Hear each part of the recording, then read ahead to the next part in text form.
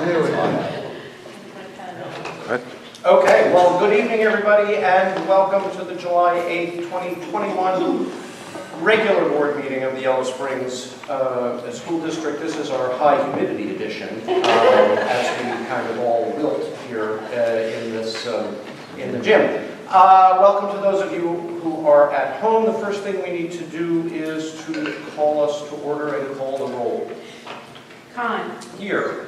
Hammock. Here. Ellison. Here. McQueen. Here. Turner. Here. Thank you for that. And the next item is the approval of the minutes from our June meeting. Motion? Second. Additions, subtractions, Multiplications. multiplications, Divisions. roll call? Khan. Yes. Hammock. Yes. Ellison. Yes. McQueen. Yes. Turner. Yes. Thanks for that. And again, acknowledgement to those persons present. Carol, it's lovely to see you again. But there are a few extra seats if anybody wants to join us. We'll move on to item number 2, the communications and reports. 2.1, board communications. 2.2, community comments. This is now, we are all officially out of the Attorney General's order, which would enable us to have met remotely. That expired on June 30th. Given that, we have turned off the YouTube or a video function for comments, and if people want in future meetings to come and address the board, the microphone is here for you to do so. Is there anybody who would like to say anything to us this evening? Don't feel any pressure, guys, but... We'll get to you all. We'll get, right, we're coming to you in a moment. Okay, so we'll move on to item, yes? I'm sorry to interrupt, but I just, on my minutes, these dates for these previous minutes, it all just reads July 8th. So I just want to make sure it's accurate on... Oh, I didn't even notice that. And so all these meeting dates Are dated today. Yeah, it's dated for July 8th rather than for June 10th, June 15th, and... Well, the treasurer typed this for the first time. So I just want to make sure that that gets correct. So, It's not yeah. the case Can I on, see those? Yeah, if you go in Word docs, it's not like that. It's correct in Word docs. okay. Yeah. Yeah, I just want to make sure Oh, that... okay, that's what weird. Steve says. Where does it say July 8th? Here, It's really on the agenda, right? Yeah. Not the actual documents. on my Is that right? agenda, Oh, you mean, it says I don't- approval of minutes 1.3, and then it has... July 8th, we're approving them before they happen. I see what you're saying. Yeah, oh, okay. yeah, but we should be approving... But the attachment names look like they have the right dates. Okay, I great. think that's normally out. Okay, great. Okay. Okay, I just want to make sure that was... Okay, I thought the minutes had a July 8th. Yes, No. thank you. My apologies. Okay, No, it's good job. we got that Yep. sorted. So we'll move on to item 2.3, and this is the recognitions, district honors, gifts, and so forth, which is really in some ways the happiest. Fun part. things. All right, fun things in our meeting. And so, Superintendent, I'm going to turn this over to you. Okay, thank you. So if you remember, I told you we were going to move this from the end to the beginning. Yep. So to put some value on, I guess, time. But we have one special award tonight, and I want to read it completely for the record. So I am going to, with the help of the board, give the Bulldog Backer Award this evening for 2021 to Stacy and Steve Weir. I am speaking on behalf of the entire district, as well as for Jack Haddert, who could not be here today. I want to thank Stacy and Steve for their support and generosity to the students of Yellow Springs schools. While we are just now recognizing them, their contributions started years ago. They have contributed in a variety of ways and to a variety of school functions and fundraising efforts. Their contributions have impacted the school experience for many students over the past 5 years. And I'm told that many of those times they wanted to go unrecognized as well. This past year, the pandemic had a huge impact on the student experience for the Yellow Springs High School class of 2021. They lost many of the traditional extras that made the school experience so rich, from last spring and into their senior spring sports, their junior prom, the summer leading up to their senior year, and their senior homecoming. When we were able to return to school and to start thinking about prom, Jack Hatter reached out to Stacy to inquire about using the pavilion as a possible outdoor venue. There was no hesitation. She was all in from the initial conversation. From start to finish, Stacy and Steve worked closely with the junior class advisor to make sure prom was top-notch. I had the good fortune to attend for a bit. It was absolutely, absolutely amazing. It was a beautiful night, a beautiful venue. It truly was magical for the students. From the venue to the entertainment to the food truck and the photographers, the evening was spectacular. Through their generosity, every junior and senior was able to attend prom for free. For many of our students, it was their first social gathering in over a year, and it was an evening to remember. Personally, I want to thank Stacy and Steve for their warmth, care, and compassion, and that comes directly from not only me, but Jack. When our students look back on their middle school and high school careers, the events that they remember most fondly will likely have been made possible, at least in part, by the generosity of Stacy and Steve here. Thank you. So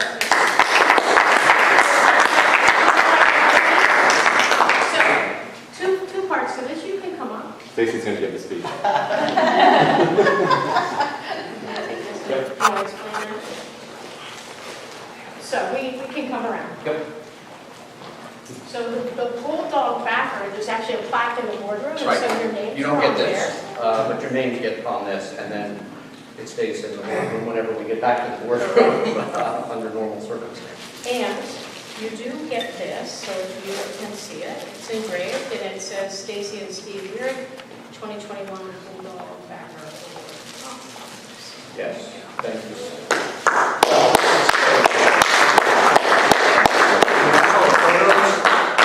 I mean, so it was a terrible spring to have a prom, and they had the coolest prom. Yeah, exactly. It was fantastic. So thank you both for that. Appreciate everything you guys do. Yeah, it's not enough, but please know that Yeah. you're appreciated. Thank you. Thank you very much, folks.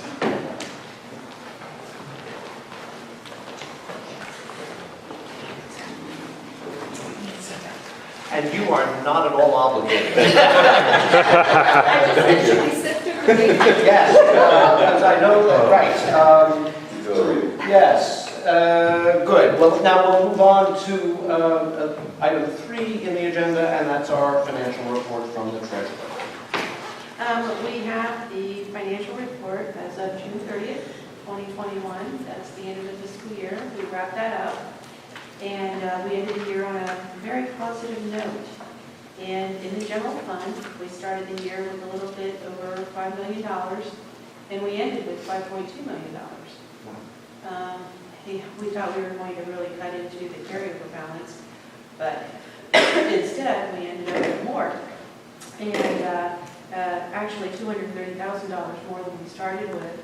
And the revenues were around $600,000 more than budgeted. And the expenditures were around $600,000 less than budgeted. So we had the best of both worlds in that respect. So Doesn't happen often, so everybody Right, exactly. take a moment. This is blue moon territory, so.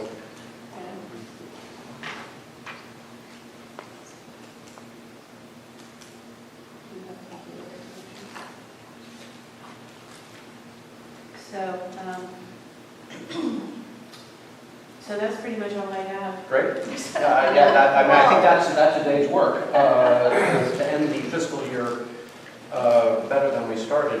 And I'll just say again, for anybody watching at home, each month when Tammy presents these reports, she does so in a variety of different forms. And so if you really want to drill down deep into the district budgets and finances, you can do it with charts, you can do it with graphs, you can do it with visuals, all of which is available publicly, yes. So as I said, if you're interested in looking at all of that, it's all available. Other questions for Tammy or anything about the financial report? Just thank you. Yeah. And before we go on, we're double checking. I think there was a typo. Okay. So hang tight. Yeah.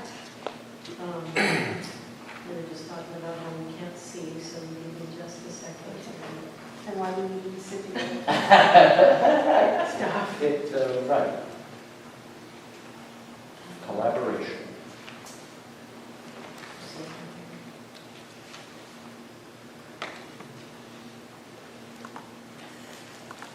Could be the humidity.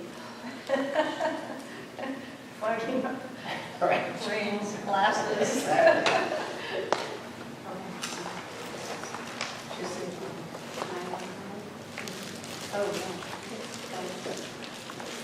I think we're good. Okay, then we're going to move on to the financial portion of the consent calendar, and that's item 4 in the agenda, and that's items 4.1 and 4.2. Thank you again to Thank both of you. Thank you. It's so wonderful. Do I have a motion for those items, please? So moved. Second? I got TJ, I got Aida.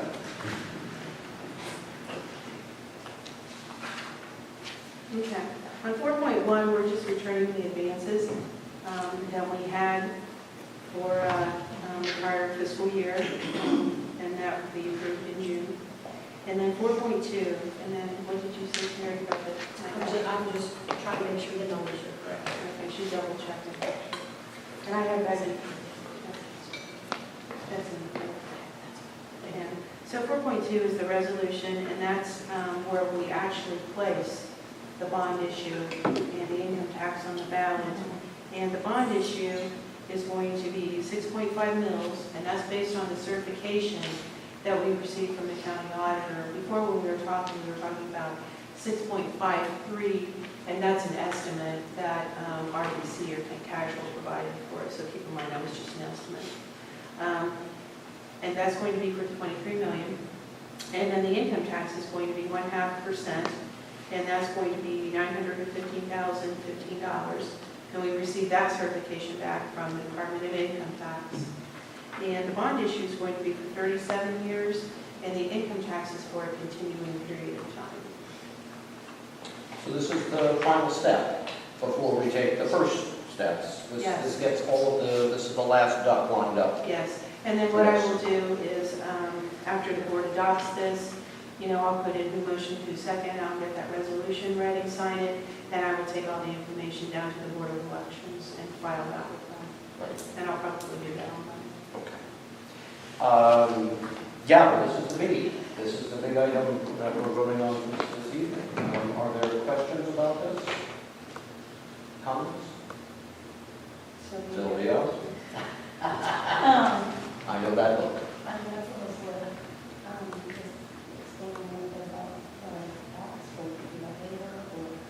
I can explain it now. Okay. Thanks, because I know people will continually have questions about that. But the question is how does the reimbursement from the state of Ohio factor into this? So what's going to happen is we're going to structure the bond issue such that we will have callable bonds probably between the 8 and 10-year mark. And then what we will do is when we receive that reimbursement, then we'll be able to pay off those bonds because they are callable. So let's say if we have the money that comes in the 7th year, there's a reimbursement, we'll keep that on our books, and then when the bonds first become callable, then we'll pay those off. So that's what will happen. And then as a result of calling those bonds roughly in year 8 through 10, the implication on people's property taxes. Yeah, well, normally what happens with a bond issue anyhow, your millage, your cost will go down because as your valuation goes up, the millage goes down. And what the county auditor does is they look and see how much you have in debt payments for principal and interest that year, and then they levy the corresponding millage on that. So it naturally decreases over time, but with this reimbursement, it's going to decrease just a little bit more A little than it faster. normally would. Yeah. Faster. Thank you. Good to know. That's Good great. to repeat. So is that what you meant when you were like, well, someone, technically the auditor still chooses the final millage, correct, like that? We're just basically suggesting that, but the auditor, it's up to the auditor. I want to make sure I have that clear. When we're filing for millage, that 6.53 is the maximum amount that the county auditor can levy. And then 6.53 overall is estimated to bring us $23 million in total. Does that answer your question? I think there's some confusion because you weren't here when cash or It's more like estimation versus final accurate calculation. Yeah. Right, that, yeah, well, and so, right, someone else is still going to give there's gonna be a final one that's, might not be what we said. Is that what, No, this is. it's like what you were saying was making more sense, is that That there's part a is final happened, though. part that's after this part. No, from 6.53, which was before as an estimate, Right. to 6.5, which is the accurate calculated amount. That's Oh, the certification that But it's already done, and Yeah. so thank you, all right, that's, you're right, then I just can't. I'm sorry, it's hard to hear you because you're so far away. It's the same here, but I'm trying to, I just stay like Well, then I added a little confusion to the topic because I'm trying to respond to interest in what does the state reimbursement mean down the road for people's. It's an important question. Right. Yeah. Thank you, yes. Okay. Are we ready then? To do this, okay? Roll call, please. Mayor Hammond, Yes. Ellison, Yes. McLean, Yes. Turner, Yes. Khan. Yes. All right, okay, very exciting. It's been a great process to get to this point, and now we will, we'll get to the next stage as we move up to the election in November. Item 5, Superintendents Reports. Okay, so I would like first to give you an update on summer school. That is Yes. now finished. So overall, our programs were very successful. You know, we took an approach that we did not take in the past, so it's like anybody's guess as to how it might turn out. But we had roughly 170 students participate in the programs. So in academics, there were 72 students, 7 in 4th through 6th grade, 30 in high school math, and 35 in APEX classes, which is high school acceleration or credit recovery. 76 students took part in our art camps, Oh, great. 68 in tennis clinics, 31 in music camps, and then 6 in the Leadership Institute. So it's all completed. As I said, some of the students who are in the APEX courses, they have until really until August to wrap those up. And I want to thank Josh Mabra, Sarah Strong, Brian Mayer, Deanne Holly, Lexi Goodrich, Shannon Morano, and the Yellow Springs Community Foundation, as well as Cheryl Lowe. They were all involved in the summer school program. So it was a success. Yeah. Those are Particularly great after numbers. a hard year. Sometimes you don't know if the people finished. They won't. So that was nice. Great. Next, we have our semi-annual bullying report that we're required to do, and as you can see on the attachment, there was one incident at North Lawn and one incident at the middle school, high school. And then 5.3, 5.3, safe return to school and continuity of services plan. It's not my title. This is the official title from ODE that all districts are required to do. So basically the plan is it has to have a safety component. We've done that as a separate presentation, just called the Health and Safety Plan for our retirement. In that plan is just here are the areas that we're required to identify: cleaning, mask. We're going to hopefully proceed as we did in the fourth quarter, with maybe a little closer space and maybe no mask. And I say maybe because that means anything can happen. We'll see. We had a successful fourth quarter, but we worked very hard to have all these health protocols in place. They are still in place. So nothing really has changed there. about academics. And it's really how are we supporting our students academically? How are we addressing academic gaps? How are we supporting social and emotional learning?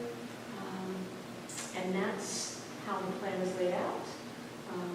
We're required to get public input at least once every 6 months.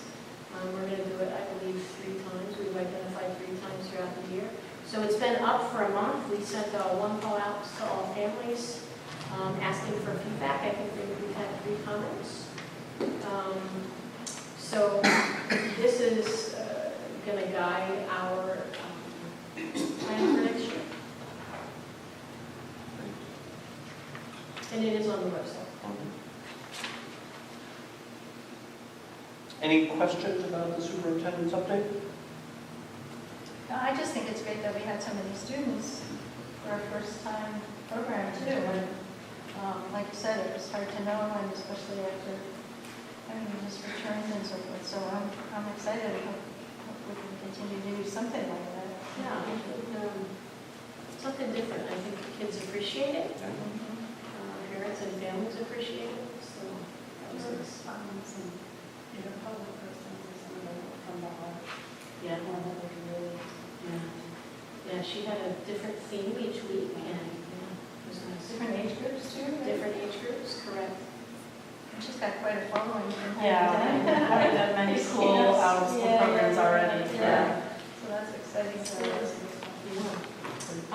One other update that's not on here, I want to make a public congratulations. I don't know if you got the message that the state superintendent will be retiring. Hello, Maria. So,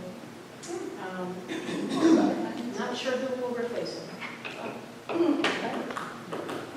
He's been in the, He's been in there wow. Probably about 5 years. over 6 years. Oh, okay. But he's been in education for Yeah. Yeah. Okay. That's my update. All right. Anything else for Joe? Okay, then we'll move on to number 6 on the agenda, the administrative portion of our consent calendar. This is 6.1 through 6.9. Motion? Sylvia? Second. Boys, do I have to sit between you? Apparently. Okay, number of things here. Yes. I will take questions on it, and I want to highlight 2 of them. And that is 6.6, which is the resolution to join the Ohio Coalition for Equity and Adequacy of School Funding. That is a state organization that districts join to fight expansion of the state's voucher program, specifically taking public funds and dispersing them for students to attend charters and privates. So I think this is a worthwhile endeavor for us, and so that's what that is. There's a nominal charge, and it's by student, and it allows us to participate in any kind of mass litigation. I think we need to fight for public education. The other is 6.7. So in the Ohio House, there are 2 House bills, 322 and 327, that are currently, I don't even know if they're in session right now, but currently pending, certainly pending lots of argument. But these deal with critical race theory, the teaching of history. Part of it, I think, deals with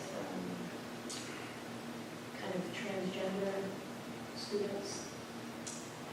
So I think it's important to, the bulk of it is with the teaching of history. And I sent to the board the bills as they stand. And so anyone can find them. Just go into Ohio legislation, current legislation, House Bill 322 and 327. What's new is underlined.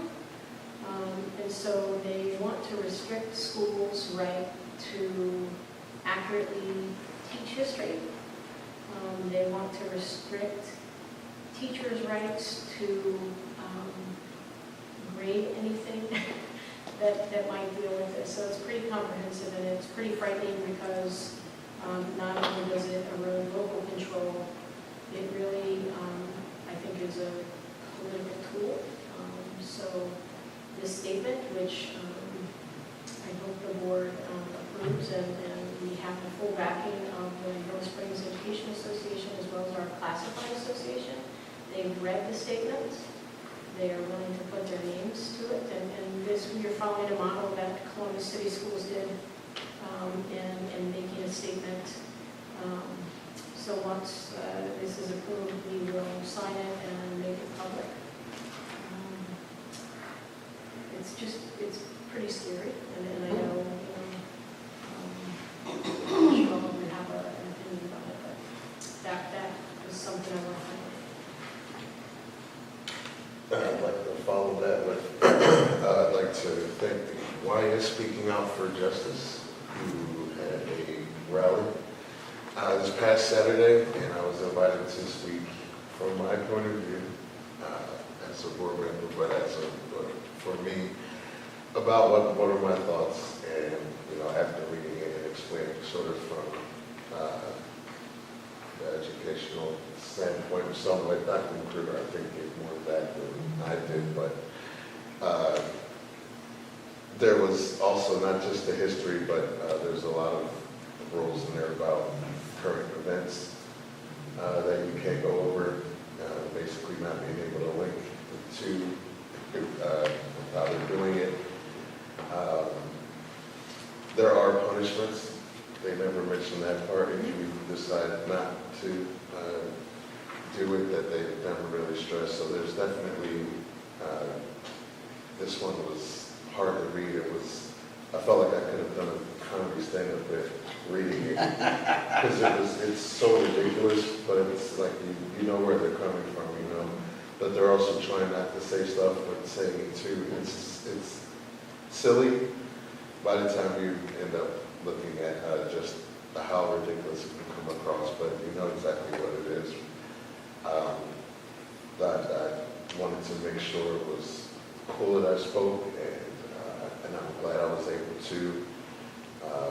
And these are kids from Yellow Springs who, former students, some even students now who are like, yeah, we heard about this, and we want people to talk about it. And so I was really proud of them. I just wanted to thank them for the opportunity. I'm honored, but also just getting it out there and letting people know like, this is what they're trying to do in schools right now. I just want to say. Yeah, thanks, Steve. Fearless thinkers needs to mean something. Yep. And part of the legislation is not making certain groups feel uncomfortable when teaching history. But my friend's history is uncomfortable. So I think this is very important. So I want to start by thanking you, Terry, for bringing this onto the board agenda this evening. I certainly personally think this is an important statement for us to approve. I also want to mention that the board, I'm not actually sure who was CC'd on it, so I guess I'll say I was certainly in receipt of email from parents when these bills first popped up expressing their real concern about this, which I really appreciate. I won't name names or anything like that, but I really do appreciate the comments that were sent to me expressing this concern. I am, of course, also outraged by this as a professional historian. As Steve says, it would be a good comedy routine. It is a dog's dinner of an educational mess. But that's not its point, and the backers of this legislation have been absolutely clear that it has nothing to do with education at all. These bills have been passed now, I think, in 9 states with another 17 states pending. It's all the same language. It's all from the same right-wing policy shop that sends this stuff out and finds sponsors in state houses. It's an attack on the local control of of our education, to be sure, but it is also, I think, an even more chilling attack on academic freedom and freedom of expression. And the precedent this bill would set, should it be passed, is genuinely 1930s style as far as I am concerned.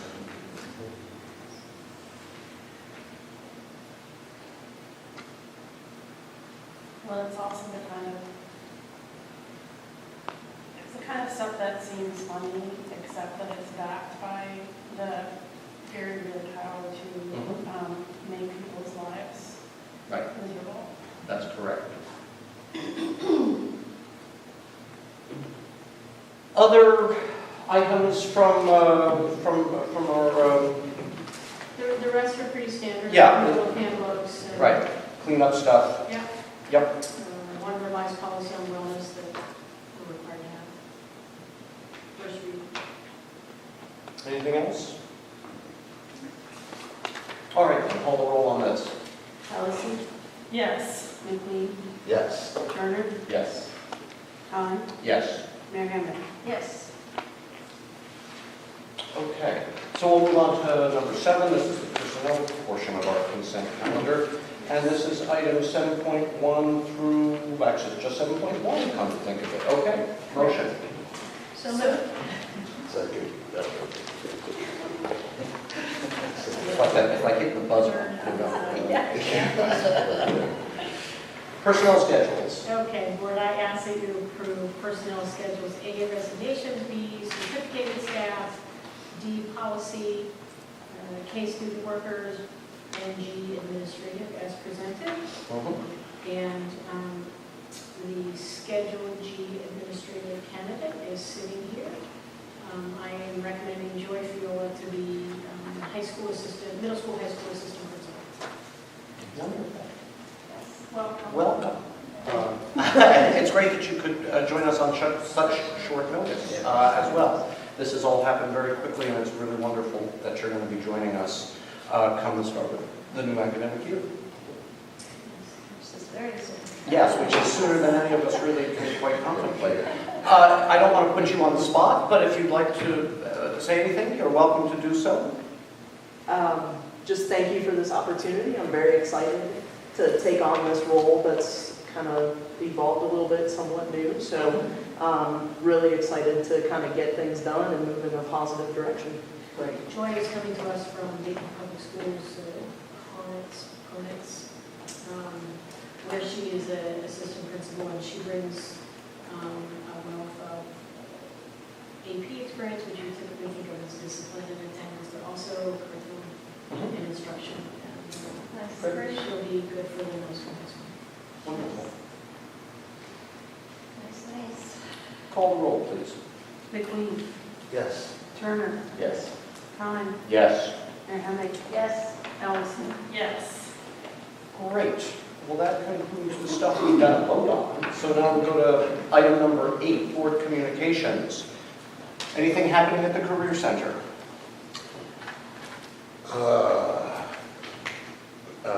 I can't. I have to give you a report.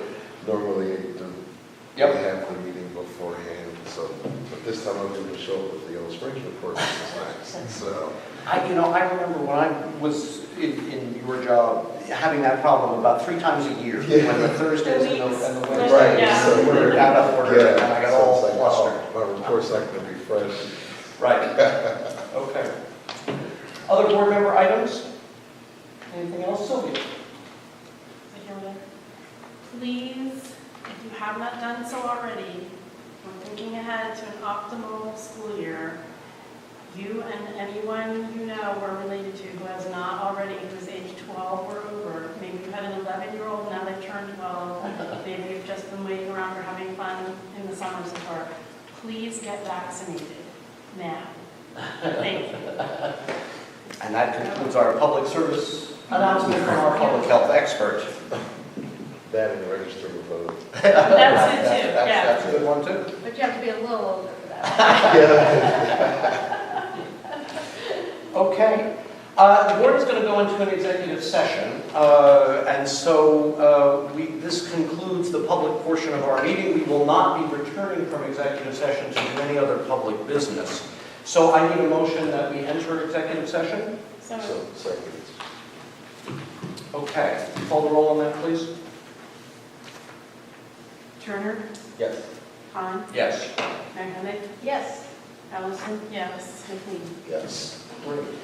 Thank you all, thank you those watching at home, and yes, we got our business done this month, and thanks to everybody. And we're going to, we're moving, right?